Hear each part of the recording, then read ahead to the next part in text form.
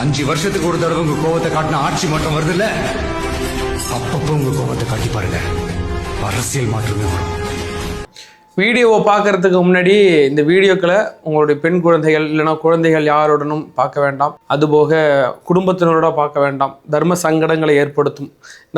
சில விஷயங்களை நம்ம சொல்லும் போது இந்த சின்ன குழந்தைகளுக்கு எப்படி கண்மையாகும்னு நினைக்கும் போதே நமக்கு பயமாக இருக்குது. ஏன்னு கேட்டால் நான் போடுற வீடியோவை என் அக்கா பொண்ணு ஒன்று சின்னண்டா இருக்கா, ஒரு 3வது படிக்கிறா. அவள் டெய்லியும் பார்த்துட்டு மாமா அந்த வீடியோ சூப்பர், அதுக்கு என்ன புரியுது, பொலிட்டிக்கெல்லாம் புரியாது, இருந்தாலும் மாமா பேசுகிறதுனால பார்த்துட்டு போடும்.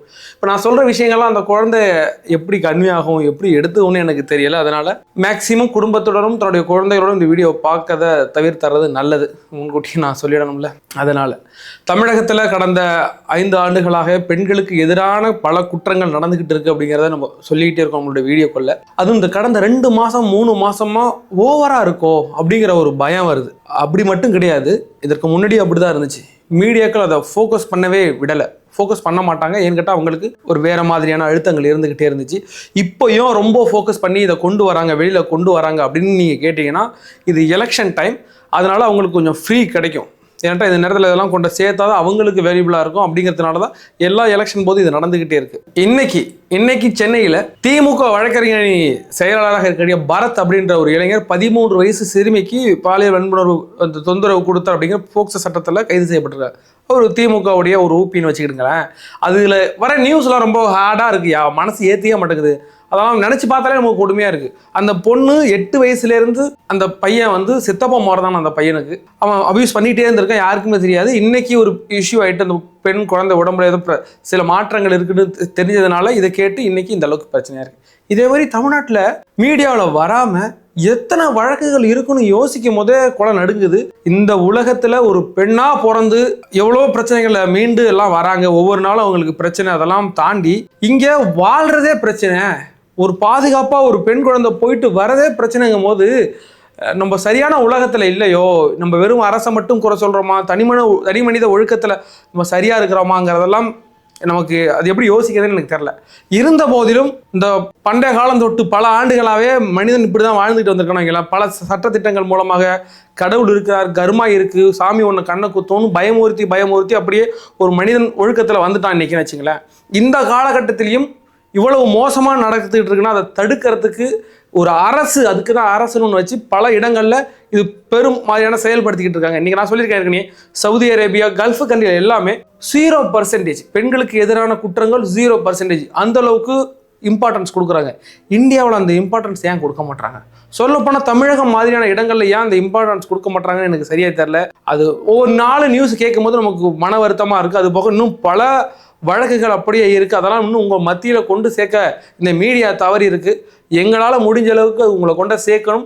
நான் மீனாக கொண்டாந்து சேர்க்கறதுக்கு உங்கள் வீட்டு ஒரு பெண் குழந்தை இருக்கும், அது டியூஷன் போகும், அது ஸ்கூல் போகும், கடைக்கு அனுப்புவீங்க. ஒரு பெண் குழந்தைய ஒரு 8 வயசு 9 வயசுல உள்ள ஒரு பெண் குழந்தைய போயிட்டு கடையில் அந்த ஜாமான் வாங்கிட்டு வான்னு தனியாக அனுப்புவீங்க. நீங்கள் எல்லாம் புரிஞ்சுக்கணும், நீங்கள் ஒரு முன்னெச்சரிக்கை இருக்கணும் அப்படின்ட்டு தான் இந்த வீடியோ மேக் பண்ணுறோம். வாங்க வீடியோக்குள்ளே போகலாம். நான் உங்கள் எங்க தாத்தா. பச்சை பிள்ளைங்க, படிக்கிற பிள்ளைங்க, சின்ன பொண்ணுங்க, வீட்டுல இருக்கிற பொண்ணுங்க, வேலைக்கு போற பொண்ணுங்கன்னு இவங்க எல்லாருக்கும் நடக்கிற கொடுமைகளை சொல்ல முடியல சார்.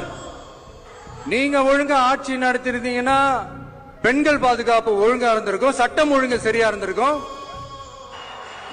தினம் உங்களுடைய இந்த கொடுமைகளை அனுபவிச்சுட்டு இருக்கிற என்னுடைய சகோதரிகளான தமிழ்நாட்டு பெண்கள் தான் உங்களுடைய அரசியலுக்கு ஒரு முடிவு கட்ட போறாங்க, உங்களுடைய ஆட்சிக்கு ஒரு முடிவு கட்ட போறாங்க, உங்களுடைய இந்த அரசியல் வாழ்க்கைக்கு ஒரு முடிவு கட்ட போறாங்க. நான் ஏன் விஜய் இந்த இடத்துல வந்தா இதை நல்லா செய்வார், பெண்களுக்கான பாதுகாப்பு அவர் கொடுப்பார் அப்படின்ற அவர் மேல ஒரு நம்பிக்கை இருக்குன்னா, அவர் அவர் பல காலமாக படங்களை நடிச்சுக்கிட்டு வரார். நான் எத்தனையோ சினிமா பிரபங்கள் நடிச்சுக்கிட்டு இருக்காங்க. பெண்கள் ரசிகைகள் அந்த நடிகரை தன்னுடைய காதலனாக பார்ப்பாங்க, க்ரஷ்ஷாக பார்ப்பாங்க, ஹஸ்பண்ட் லெவலில் வச்சு பார்ப்பாங்கன்னு வைங்களேன். எனக்கு தெரிஞ்சு விஜய் ஒருத்தரை மட்டும்தான் எல்லா பெண்களும் அண்ணா அண்ணா அண்ணா அண்ணான்னே கூப்பிட்டு இருக்கா. அது ஒரு வித்தியாசமான இருக்குது. நான் இருக்கு எந்த தமிழ் சினிமாவிலே எந்த ஒரு நடிகரையும் பெண்கள் அண்ணா அண்ணான்னு கூப்பிட்டு பார்த்ததே கிடையாது. அந்த இடத்துல விஜய் அவர்கள் கனெக்ட் ஆகிருக்கிறாரு தமிழக பெண்கள்கிட்ட இருந்து, அப்படிங்க ரொம்ப கனெக்ட் ஆகிருக்காரு அப்படிங்கிறத என்னால் புரிஞ்சிக்க முடியுது. அதுக்கு மேலே விஜய் அவர்கள் திருப்பி செலுத்துகிற அந்த பாசம் இருக்குல்ல, தங்கச்சின்ற ஒரு பாசம் இருக்குல்ல, அதே மாதிரி அவர் விட்ட முதல் அறிக்கையிலேயே பெண்களுக்கான பாதுகாப்பு எந்த அளவுக்கு என்னால் வலுப்படுத்த முடியுமோ அந்த அளவுக்கு வலுப்படுத்தும். ஒரு பெண் குழந்தைய கூட நான் பாதிக்க விட மாட்டேன். மதுரை மாநாட்டில் சொல்லியிருந்தார், ஸ்கூல் போகிற பிள்ளைங்க, வேலைக்கு போகிற பிள்ளைங்க, காலேஜ் போகிற பிள்ளைங்க, நீங்கள் எல்லாருக்குமான பிரச்சனைகள் நடந்துக்கிட்டு இருக்கு, அதுலேருந்து இந்த மக்களை காப்பாற்றணும் அப்படின்னு அவர் சொன்னது வந்து என்னால் ஒரு நம்பிக்கை. இது வரைக்கும் விஜய் வந்து களத்தில் வந்து பல முறை அமைச்சராகவோ எம்எல்ஏவாகவோ இருந்தது கிடையாது. அவர் காலம் தொட்டு பல ஆண்டுகளாக மக்கள் சேவை செஞ்சுக்கிட்டு இருக்காரு வைங்களேன். ஆனால் அந்த மனுஷன் வந்தால் செய்வார் அப்படின்ற ஒரு நம்பிக்கை இருக்குது. என் அண்ணன் மட்டும் வந்துட்டா இப்போ சமூக வலைதளங்களை பார்க்குறேன், என் அண்ணன் மட்டும் வந்துட்டா எல்லாமே சரியாயிடுங்க, என் அண்ணன் மட்டும் வந்துட்டா சரியாயிடுங்க அப்படின்ற நம்பிக்கை இருக்குல்ல. அந்த நம்பிக்கையின் விளைவாக தான் பெண்களுக்கான பாதுகாப்பில் அவர் வேலுநாச்சியார் படைன்னு ஒன்று ஆரம்பிக்கிறேன். வித்தியாசமாக எப்படியெல்லாம் இது உங்களுக்கு பாதுகாப்பு கொடுக்க முடியும் அப்படிங்கிறத அவர் முன்னெடுக்கிறார். அதனால தான் விஜய் அவர்கள் இந்த நேரத்தில் அவர் வந்தால் சரியாக இருக்கும், பெண்களுக்கான பாதுகாப்பு பெரிய அளவில் அவர் மேம்படுத்துவார்ன்ற நம்பிக்கை எனக்கு இருக்குது. அதுபோக இந்த கடந்த காலங்களில் ஒரு 2-3 நாட்களில் மட்டும் நடந்த பாலியல் குற்றங்கள், பெண்களுக்கு எதிரான மற்றும் குழந்தைகளுக்கான எதிரான குற்றங்களை இப்போ நம்ம ஆல்ரெடி பார்த்துட்டோம். சென்னையில் ஒரு வழக்கறிஞர் அணியோட திமுக வழக்கறிஞர் செயலாளராக இருக்கக்கூடிய பரத் என்ற நபர் எல்லை மீறி இருக்கிறார் அப்படிங்கிறத நம்ம பார்த்துட்டோம். நேற்றைய முன்தினம் விழுப்புரத்தில் ஒரு பெண், அந்த விழுப்புரத்தில் உள்ள ஒரு பெண்ணும் ஒரு ஆண் நண்பரும் 10th தான் படிக்குது, சென்னை போயிருக்காங்க, 2 பேரும் போயிருக்காங்க, வீட்டுக்கு தெரியாமல் போயிருக்காங்க. திரும்பி வரும்போது இந்த பிரம்மதேசம் அப்படின்ற ஒரு காவல் நிலையத்தில் உள்ள ஒரு அதிகாரி ரோந்து படையில் இருந்துக்கிறார். அப்போ அந்த பெண் மாட்டிக்கிறாங்க. அந்த அதிகாரி அந்த பையனை மட்டும் அடித்து விரட்டிட்டு, நான் அந்த பொண்ணை வந்து அவங்க அப்பா பேரண்ட்ஸ்கிட்ட ஒப்படைச்சிட்றேன், இது மைனர் பொண்ணு, அதனால் உங்க கூட அனுப்ப முடியாதுன்னு சொல்லிட்டு மறுபடியும் அந்த சின்ன குழந்தை 10th படிக்கிற பெண்ணை அழைச்சிட்டு போயிட்டு ஒரு நாள் இரவு முழுக்க அந்த பெண்ணை வன்புணர்வு செஞ்சு, அதுக்கு பிறகு அடுத்த நாள் அவங்க அப்பாட்டே ஃபோன் பண்ணி சொல்லியிருக்கிறார், இது மாதிரி உங்கள் பொண்ணை அழைச்சிட்டு போங்க, தனியாக யார் கூட போணுச்சுன்ட்டு. அதுக்கு பிறகு அந்த பொண்ணு போய் சொன்னதுக்கு பிறகு தான் இவ்வளோ ஒரு அட்டூழியம் நடந்திருக்கு அப்படிங்கிற மேட்டரே வெளில வந்துச்சு. ஒரு காவலரே ஒரு சின்ன குழந்தைய வன்புணர்வு செஞ்சது அப்படிங்கிறது ஏற்றுக்கொள்ள முடியாத ஒரு இதாக இருக்குது. அது மட்டும் இல்லாமல் 3வது மனுஷன் அப்படிங்கிறத விட நம்ம வீட்டுக்கு பக்கத்தில் உள்ள ஒரு ஆள், நம்ம வீட்டு தாத்தா, சித்தப்பா முறையில் உள்ளவங்க, அண்ணன் முறையில் உள்ளவங்கன்னு யாரு கூடவும் தன்னுடைய பெண் குழந்தைகளை அனுப்புவதற்கு பயப்படுற ஒரு சூழ்நிலை இப்போ வந்துக்கிட்டு இருக்கு. யார் நம்புறதுனே தெரில. என் பொண்ணு ஏன் கூடவே இருக்கட்டும் அப்படின்னு அம்மா அப்பா பக்கத்திலே வச்சுக்கிறது எல்லாம் சாத்தியமா அப்படிங்கிறது என்னால் புரிஞ்சிக்க முடியலை. அதுபோக குளித்தலையில் 16 வயது உள்ள ஒரு பள்ளி மாணவியை அஜித் என்ற அப்படி நபர் வந்து பாலியல் வன்புணர்வு செஞ்சு அந்த பெண் மாசமாக இருக்கிறாங்க. அவர் இந்த பையன் பேர் அஜித். அது ஒரு கள்ளக்குறிச்சியில் 17 வயசு மதிக்கத்தக்க ஒரு சிறுமியை மணிகண்டன் அப்படின்ற ஒரு டீ மாஸ்டர் வன்புணர்வு செஞ்சதுனால அந்த பெண் கர்ப்பமாயிருக்காங்க. அந்த அடுத்ததாக ஆத்தூர் அருகே 14 வயசு உள்ள ஒரு பெண்ணை வன்புணர்வு செய்த விஜய் என்ற நபர். பேர்லாம் பாருங்களேன், விஜய் அஜித் நீங்க வச்சுக்கிற பேரை இந்த அளவுக்கு நாளுக்கு நாள் அதிகரிச்சிட்டு இருக்கு. அதுக்கு இல்லாமல் அதுபோக இன்னைக்கு காலையில் சென்னை தாம்பரத்தை அடுத்த ஒரு கட்டிட ஒரு நிறுவனம் வச்சிருக்கிற ஹரிகிருஷ்ணன் என்ற நபர், அங்கே உள்ள ஒரு டீச்சர் அவங்க அபியூஸ் பண்ணதுனால அவங்க ஒரு கம்ப்ளைண்ட் ஒன்று கொடுத்துருக்காங்க. இந்த கடந்த 2 நாட்களில் மட்டும் ஒரு 10 கேஸு தெரிஞ்ச கேஸு இன்னைக்கு ரிஜிஸ்டர் ஆகிருக்கு. அதில் ஒரு 6-7 கேஸு போக்சோ கேஸ். இது இன்று தொட்டு மட்டும் கிடையாது, இதுக்கு முன்னாடி ஆட்சியில் நடந்துச்சு. இன்னைக்கு கலைஞர் ஆட்சியில், இன்னைக்கு ஸ்டாலின் ஆட்சியில் மட்டும்தான் இவ்வளவு கொடுமை நடக்குதான்னு கேட்டால் இதுக்கு முன்னாடியும் அதே ஆட்சியில் நடந்துச்சு. இப்போ ரீசெண்டாக அயனாவரத்தில் இதுக்கு முன்னாடி அண்ணா நகர் 2018 நினைக்கிறேன், அண்ணா நகரில் நடந்த அந்த பாலியல் கொடுமைங்கிறது உச்சம். ஒரு பெண் குழந்தைக்கு எதிராக யாருமே கற்பனை பண்ண முடியாத அளவுக்கு நீங்களாம் மறந்துருப்பீங்கன்னு நினைக்கிறேன். நம்ம பெரிய பிரச்சனையை மறந்து போகிறதான்னு நினைக்கிறேன்.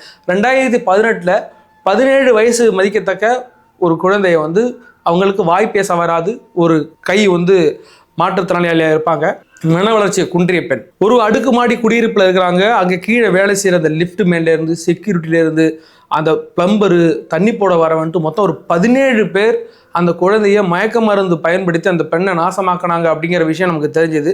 அதுக்கு அந்த விஷயம் ஓடிக்கிட்டு இருக்கும் போதே அதுக்கு பிறகு பல சட்டத்திட்டங்களுக்கு பிறகு இன்றைக்கி அவங்க எல்லாருக்குமே ஒரு 15 பேருக்கு வாழ்நாள் சிறை கொடுத்துருக்குறாங்க. அதில் ஒரு ஆளுக்கு மட்டும் 5 ஆண்டு சிறை, ஒரு ஆளை விடுவிச்சாச்சு. அப்படி நடந்துக்கிட்டு இருக்குல்ல. அது போக இப்போ ரீசன்ட் டேஸில் சென்னை அயனாவரம்னு நினைக்கிறேன், அயனாவரத்தில் ஒரு பெண்ணை இதே மாதிரி ஒரு குழந்தைய வன்புணர்வு செஞ்சதாக போலீஸ் ஸ்டேஷனுக்கு போகிறாங்க. ஒரு பேரண்ட்ஸு போய் அங்கே கம்ப்ளைண்ட் கொடுக்கும்போது அந்த கம்ப்ளைண்ட்டை ஏற்றுக்கலை. அந்த கம்ப்ளைண்ட்டை ஏன் ஏற்றுக்கலன்னா, இதில் குற்றம் சாட்டப்பட்டவர் ஒருவர் இருக்கிறார், அவர் அதிமுகவுடைய பிரமுகர். அதனால் அந்த ராஜி அப்படின்ற ஒரு சப் இன்ஸ்பெக்டர் என்னன்னா, அதுவும் ஒரு லேடி, இந்த கேஸ் எடுக்கவே இல்லை. அதுக்கு பிறகு பெரிய ப்ரெஷர் கொடுத்ததுக்கு பிறகு அந்த பேரண்ட்ஸை கூப்பிட்டு 2 பேரையும் ஒரு நாள் முழுக்க அந்த ஸ்டேஷன்லேயே வச்சிருந்துச்சு. அதுக்கு பிறகு பெரிய இஷ்யூ ஆனதுக்கு பிறகு தான் சவுக்கு சங்கர் நினைக்கிறேன் அதை முதல்ல பிரேக் பண்ணியிருந்தார். அதுக்கு பிறகு அந்த கேஸ் எடுக்கப்பட்டது. அதுக்கு பிறகு அந்த எஸ்ஐ மேலே வழக்கு பதிஞ்சு இன்றைக்கி அவங்களும் ஜெயிலில் இருக்கிறாங்க, அந்த குற்றவாளியும் ஜெயிலில் இருக்கிறாங்க. காலந்தொட்டு நடந்து கொண்டு இருக்கின்ற இதே மாதிரி பெண்களுக்கு எதிரான பாலியல் குற்றங்கள் நடந்துகிட்டு இருக்குல்ல, இதை தடுப்பதற்காக சக மனிதனா, அஸ் அ பர்சனாக நான் என்னுடைய சுய ஒழுக்கத்தில் நான் கரெக்டாக இருப்பேன் அப்படிங்கிறது நான் எடுத்து வாங்கிக்கல. இதில் உள்ள எல்லாருமே அப்படின்னா எல்லாம் சைக்கோ மென்டாலிட்டியாக இருக்கிறாங்க. நிறைய பேர் ஒரு 25-30 வயசுக்கு மேலே போயிட்டா அவன் கஞ்சா யூஸ் பண்ணுறான், அவன் மது குடிக்கிறான். அப்படிங்கும் போது அவன் மூளை எப்படி வேலை செய்யுதுன்னு நம்மளால கணிக்க முடியல. அந்த நேரத்தில் அவன் எடுக்கிற முடிவு அவன் கண்ட்ரோல் இல்லாமல் போயிடுது. அப்போ இதெல்லாம் மிக முக்கிய காரணமாக போதை பழக்கமும் கஞ்சாவும் இருக்குது. இந்த கஞ்சாவும் போதை பழக்கம் தமிழ்நாடு முழுக்க எங்கே பார்த்தாலும் பரவி இருக்குது. அப்படிங்கிற பட்சத்தில் இது இன்னைக்கு சாதாரணமாக நடந்துக்கிட்டு இருக்கு. எங்கே பார்த்தாலும் இன்னைக்கு அந்த ஊரில் ஒரு பிரச்சனை, இன்னைக்கு இந்த ஊரில் ஒரு பிரச்சனை அப்படின்னு முழுக்க பெண்களுக்கு எதிரான கூட்டங்கள் நடந்துக்கிட்டு இருக்குல்ல. இந்த மனித சமுதாயம் அப்படி இருந்தாலும் அதையெல்லாம் கட்டுப்படுத்துவதற்காக தான் அரசுன்னு ஒன்று இருக்குது. அரசுன்னு நம்ம எல்லாம் தேர்ந்தெடுத்து ஓட்டு போட்டு தேர்ந்தெடுத்து ஒரு ஆளை கொண்டு வைக்கிறோன்னு வைங்களேன். அவர்கள் இப்போ என்ன செஞ்சுக்கிட்டு இருக்காங்க? அவர்கள் ஒன்று இந்த குற்றம் இழைக்கிறவங்கள அவங்களும் ஒரு ஆளாயிடுறாங்க. அப்படி இல்லைன்னா குற்றம் இழைக்கிறவங்கள காப்பாற்றுற இடத்துக்கு அவங்க போயிடுறாங்க. என்னைக்கும் இந்த அரசும் இந்த நம்ம தேர்ந்தெடுக்கிற எந்த ஒரு அரசியல் கட்சியை சார்ந்தவர்களும் மக்களுக்கு பாதுகாப்பு கொடுக்காம, ஓட்டு போட்ட அந்த பெண்களுக்கு பாதுகாப்பு கொடுக்காம, சின்ன குழந்தைகளுக்கு பாதுகாப்பு கொடுக்காம குற்றவாளிகளுக்காக மட்டுமே அவங்க செயல்பட்டுக்கிட்டு இருக்காங்க. இந்த கடந்த 5 வருஷமா அப்படிதான். அதற்கு முன் 5 வருஷம் அப்படிதான் இருந்துச்சு. ஏதோ எடப்பாடி ஆட்சி என்னமோ புனித ஆட்சி மாதிரிலாம் கிடையாதுல்ல. இதே பொள்ளாச்சியில் தான் 1400 பெண்களை மோசமான முறையில் ஒரு அமைச்சர் சம்பந்தப்பட்டிருந்தார். ஜெயராமன் அவருடைய பையன் சம்பந்தப்பட்டிருந்தார்ல. இந்த இதில் காசின்னு ஒரு பையன், கன்னியாகுமரியில் காசின்னு ஒரு பையன், அதுவும் எடப்பாடி ஆட்சியில் நடந்துச்சு. எடப்பாடி ஆட்சின்னு அவ்வளோ சுத்தமான ஆட்சியெல்லாம் கிடையாது. இதே அளவுக்கு கொடூரமான ஆட்சி நம்ம மறந்துட்டோம். அது ஒரு 5 வருஷம் ஆகி போச்சு, மொத்தம் ஒரு 10 வருஷம் ஆகி போச்சுங்கிறதால அதோட ஞாபக சக்தி நமக்கு இல்லையே தவிர அது தேசிய வியாதியாக தானே நமக்கு மறதிங்கிறது. கடந்த ஒரு 6 மாதங்களில் மட்டும் எவ்வளோ குற்றங்கள் நடந்திருக்கு. நீ அதை விடுங்களேன். ஸ்டாலின் அவர்கள் 2021 பதவி ஏற்றுக்கிட்டார். பதவி ஏற்றுக்கிட்டதுலேருந்து இன்னைக்கு வரைக்கும் அவர் சொல்றது பெண் குழந்தைகளுக்கான பாதுகாப்பு, பெண்களுக்கான பாதுகாப்புன்னு எல்லா இடங்களையும் சொல்றார்.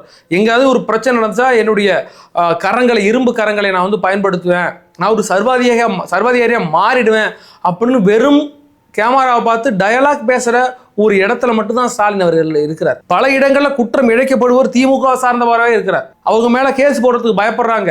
சாதாரண ஒரு ஸ்டேஷன்ல போயிட்டு என்னுடைய பெண் பாதிக்கப்பட்டிருக்காரு அப்படிங்கும் போது அந்த நபர் யார்? திமுகவுடைய செயலாளர், திமுக ஆள் அப்படிங்கும் போது போலீஸ் ஸ்டேஷன்லேயே கொஞ்சம் ஸ்டர்ன் ஆகி தான் எடுக்கிறாங்க. 2 நாள் 3 நாள் ஆனது பிறகு பெரிய ப்ரெஷர் ஆனது மட்டும் தான் எடுக்கிறாங்க. கடந்த 5.5 வருடங்களில் மட்டும் ஸ்டாலின் அவர்கள் ஆட்சியில் மட்டும் தமிழகத்தில் முதல் 2021 ஆட்சிக்கு வந்த பிறகு ஒரு 6064 கேஸ் பெண்களுக்கு எதிரான பாலியல் வன்புணர்வு பதியப்பட்டது. 2023 இது 9.2% அதை விட அதிகரிச்சதா அடுத்த ரிப்போர்ட் சொல்லுது. அதற்கு பிறகு 2024 2025 வரைக்கும் ஒரு 50% முந்தைய 2023 2024 to 25 அது ரொம்ப அதிகமாக அதிகரிச்சதாகும். ஆனால் 2026 இன்னும் ஒரு 3 மாதம் முடியல. இந்த 3 மாதத்தில் மட்டும் 61%லேருந்து 121% முன்னே காலகட்டங்களோட இந்த 3 மாதத்தில் மட்டுமே அதிகரிச்சிருக்கலாம். அப்படி பார்த்தோம்னா வெறும் இந்த 3 மாதத்துல எப்படின்னா இன்னும் ஒரு 9 மாதம் இருந்திருந்தா இந்த தமிழ்நாட்டோட நிலைமை என்ன ஆயிருக்கும்? இதற்கு எல்லாம் ஒரே ஒரு தீர்வு. நீங்கள் இவங்களுக்கு ஓட்டு போடுங்க அப்படின்னு நான் சொல்கிறத விட இவர்களுக்கெல்லாம் நீங்கள் ஓட்டு போடாதீங்க அப்படின்னு சொல்கிற இடத்துல மு.க. ஸ்டாலின், இந்த திமுக சின்னம். ஒரு காலத்திலாம் பிஜேபியை பார்த்தா பயப்படுவோம், அது ஒரு மதவாத சக்தி, ஒரு பிளவுவாத சக்தி அப்படின்னு அந்த பிஜேபி காரனை பார்த்தா நம்ம பயப்படுவோம். இன்னைக்கு ஒரு திமுக காரனை பார்த்தா பயமா இருக்கு. ஒரு காரில் ஒரு கொடியை கட்டிட்டு வந்தா பகீர்னு விட்டு அடிச்சு ஏற்றிட்டு போயிட்டானா நாளைக்கு ஒன்று போயிட்டே இருப்பான். நம்ம யாரை போய் கேட்கறது? கேட்டால் திமுக காரன்ட்டு போயிட்டு இருப்பான். அந்த அளவு கொடூர ஆட்சி நடந்துகிட்டு இருக்குல்ல.